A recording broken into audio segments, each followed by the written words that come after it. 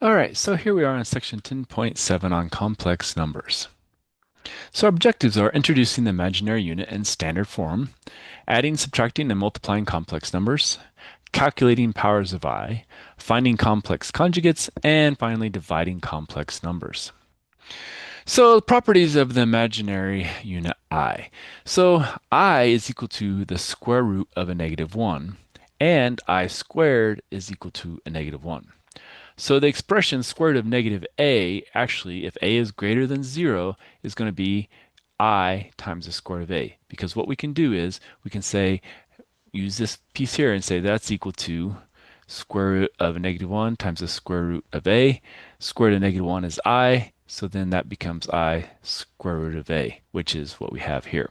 So we're using properties of our square roots here and the definition of the I imaginary unit here. All right, complex numbers. Well, those are going to be in a form a plus bi, where a and b are real.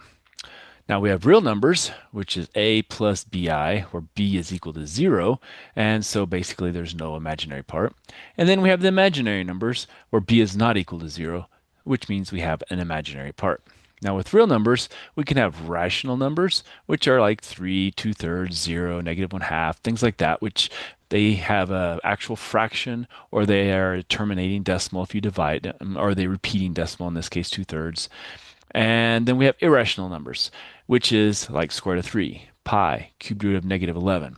Now, pi, that goes on for millions and billions of decimal places. Square root of 3 is going to continue on forever. And same with the cube root of negative 11.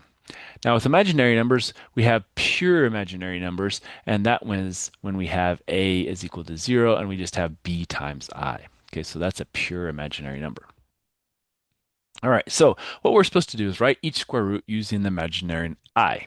Okay, well, remember, if we have this, we can break that into the square root of a negative 1 times the square root of 36. So that's going to be 6, and this is going to be I. So what we do, break it apart, and we get 6I.